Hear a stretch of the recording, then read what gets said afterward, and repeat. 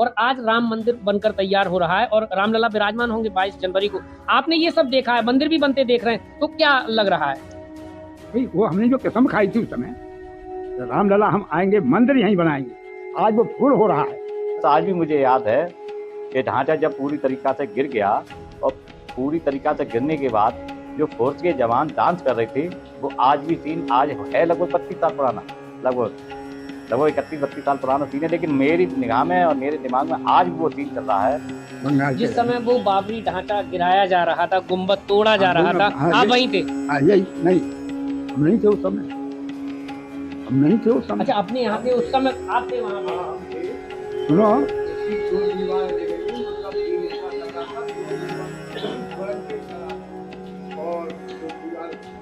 हम तो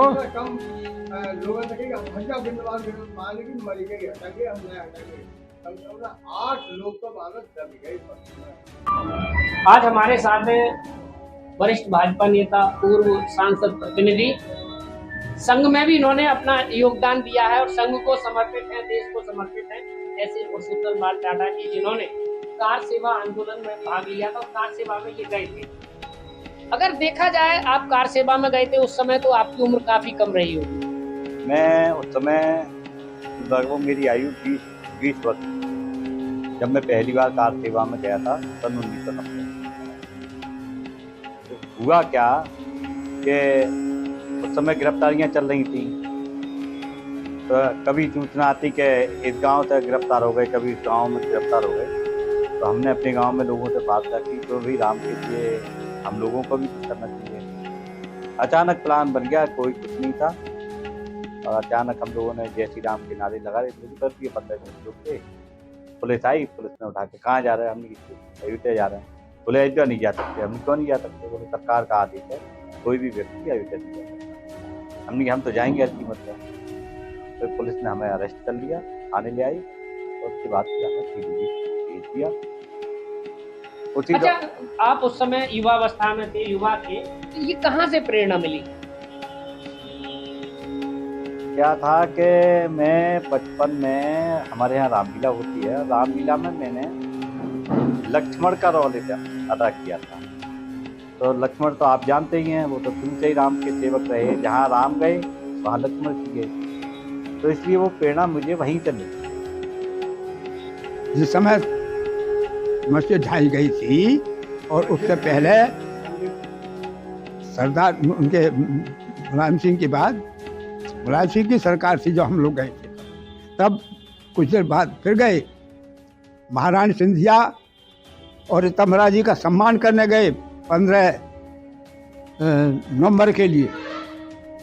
उस समय भी हम लोग पहुंचे थे, उगैती से कई लोग हमारे साथ गए थे और सब बचते बचाते वहाँ पर पहुंचे।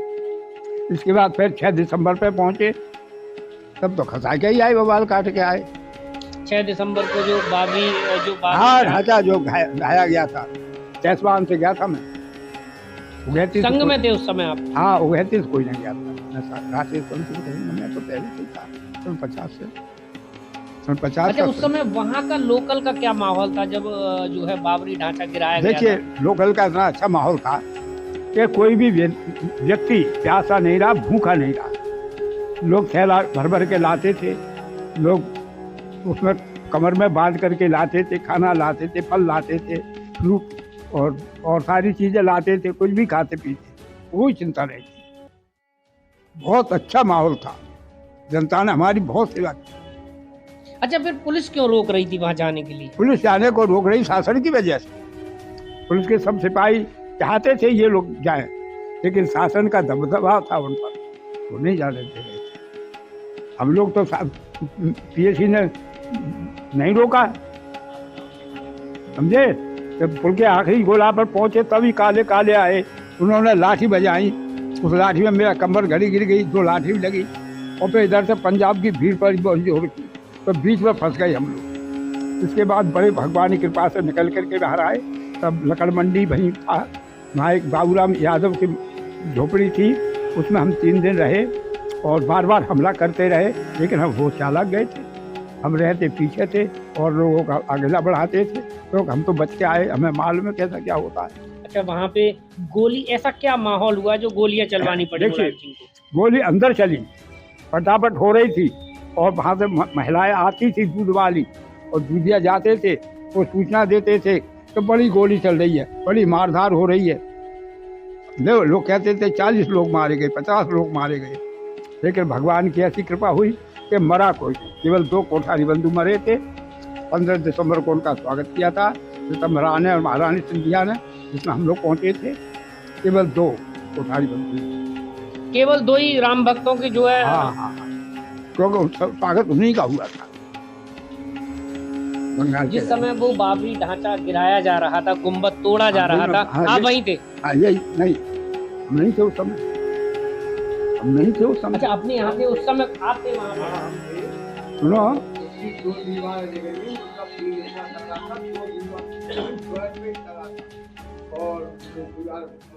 हम तो कम लोगों ने कहा हट जाओ, गिनवार मान की मर गई, हटेंगे हम नहीं हटेंगे। 8 लोग तो भारत चल गए। अच्छा, जब बाबरी ढांचा गिरा दिया गया, गोली उसके बाद चलाई गई या फिर उसी समय? गोली तो मतलब बाकी बाद चलाई गई। फिर ऐसा क्या माहौल हुआ जो गोली चलवाई गई? भाई जो तो वो जाने सरकार जाना या यही पर अच्छा, एक जब बाबरी जो ढांचा गिराया गया उस समय फिर कैसा माहौल हुआ?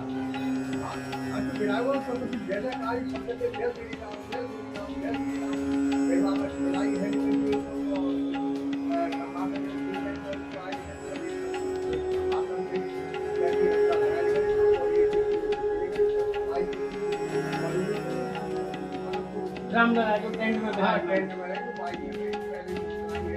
अच्छा, आज इतने ढांचा संघर्ष, गिरा था उस समय हम सरयू में नहा रहे, इसीलिए गिरा उस समय नहीं। अच्छा, उस समय जो संघर्ष किया, 500 से अधिक वर्ष संघर्ष किया और कई बार आंदोलन भी हुए, और आज राम मंदिर बनकर तैयार हो रहा है और रामलला विराजमान होंगे 22 जनवरी को। आपने ये सब देखा है, मंदिर भी बनते देख रहे हैं, तो क्या लग रहा है? भाई वो हमने जो कसम खाई थी उस समय, रामलला हम आएंगे, मंदिर यहीं बनाएंगे, आज वो पूर्ण हो रहा है। तो ये हमारे हृदय को बहुत बड़ी प्रसन्नता है, और साथ में हमारे जो कार्यकर्ता हैं उन सभी को प्रसन्नता होनी चाहिए, और उनको भी होनी चाहिए जिन्होंने मस्जिद बनवाई थी, उनके वंशजों को भी प्रसन्नता होनी चाहिए कि हमने जो बुरा किया उसका हमको फल मिल गया, फल मिल गया। मस्जिद धूल में मिल गई, उनकी संस्कृति धूल में मिल गई, उनके इरादे धूल में मिल गए, और भी मिलते रहेंगे। कई बार ऐसा देखने को मिला है कि सनातन संस्कृति को मिटाने की कोशिश की गई है, लेकिन आज तक कोई भी बाल बांका उसका नहीं कर पाया है। देखिए, ये संस्कृति धर्म को लेकर के चलिए, और धर्म को किसी ने कोई आज तक मेट नहीं पाया। इसकी जड़ें आतार पातार सातार तक बैठी हुई हैं। धर्म ही, भारत धर्म का ही देश है, धर्म के लिए कोई डिगा नहीं पाया। हमारा भी धर्म हमारे साथ रहता है, हम धर्म के में हैं, इसीलिए धर्म के अनुसार ये देश हमेशा जीवित रहेगा, और जीवित रहा है। और सारे संसार में विभिन्नता भी आई, जो भी आई, लेकिन अर्जुन जी तो अमेरिका को, पांडु भाई ईरान। और आज राम मंदिर बनकर तैयार हो रहा है और रामलला विराजमान होंगे 22 जनवरी को। आपने ये सब देखा है, मंदिर भी बनते देख रहे हैं, तो क्या लग रहा है? भाई वो हमने जो कसम खाई थी उस समय, रामलला हम आएंगे, मंदिर यहीं बनाएंगे, आज वो पूर्ण हो रहा है। तो ये हमारे हृदय को बहुत बड़ी प्रसन्नता है, और साथ में हमारे जो कार्यकर्ता हैं उन सभी को प्रसन्नता होनी चाहिए, और उनको भी होनी चाहिए जिन्होंने मस्जिद बनवाई थी, उनके वंशजों को भी प्रसन्नता होनी चाहिए कि हमने जो बुरा किया उसका हमको फल मिल गया। मस्जिद धूल में मिल गई, उनकी संस्कृति धूल में मिल गई, उनके इरादे धूल में मिल गए, और भी मिलते रहेंगे। कई बार ऐसा देखने को मिला है कि सनातन संस्कृति को मिटाने की कोशिश की गई है, लेकिन आज तक कोई भी बाल बांका उसका नहीं कर पाया है। देखिए, ये संस्कृति धर्म को लेकर के चलिए, और धर्म को किसी ने कोई आज तक मेट नहीं पाया। इसकी जड़ें आतार पातार सातार तक बैठी हुई हैं। धर्म ही, भारत धर्म का ही देश है। धर्म के लिए कोई डिगा नहीं पाया। हमारा भी धर्म हमारे साथ रहता है। हम धर्म के में हैं, इसीलिए धर्म के अनुसार ये देश हमेशा जीवित रहेगा और जीवित रहा है। और सारे संसार में विभिन्नता भी आई, जो भी आई, लेकिन अर्जुन जी तो अमेरिका को, पांडव है ईरान, युद्धराष्ट्र राजा ब्याही थे काबुल के दरमियान। हमारा देश का सर्वत्र राज रहा है। हमारे वीर बांकड़ों की तलवार सारे संसार में घूमी है। सारे संसार पर हमने आधिपत्य किया है और सारा संसार हमारा ऋणी है। सारा संसार हमारे ससुरालियाँ हैं। ये भारत की संस्कृति है, ये भगवान को लेकर चलती है। इसको कोई मिटा नहीं पाया। चाहे मुसलमान आया, चाहे गोरी चमड़ी वाला अंग्रेज 200 वर्ष आया, 500 साल 900 साल मुसलमान आया, लेकिन विध्वंस तो हुआ, लेकिन मिटा नहीं पाया। अच्छा, तब के समय में और आज के समय में, तब आप युवावस्था में होंगे, आज बुढ़ापे की ओर अग्रसर हैं, तो तब के समय में आपके समय में क्या अंतर दिखाई? केवल शारीरिक अंतर है, केवल शारीरिक अंतर, विचार में कोई अंतर नहीं। आपके विचारों में अंतर नहीं, लेकिन देखा जाए सत्ता भी परिवर्तित हुई है, समय भी परिवर्तित हुआ है, तो क्या बदलाव आया है? देखिए, जो लोग केवल अपने हित के लिए आए थे, वो स्वार्थी लोग, उनका स्वार्थ पूरा हो, इस प्रकार की भावना रहती। हमारा स्वार्थ केवल हिंदू समाज का है। हमने कोई अपना निजी स्वार्थ न पहले, न अब, न अब रहेगा।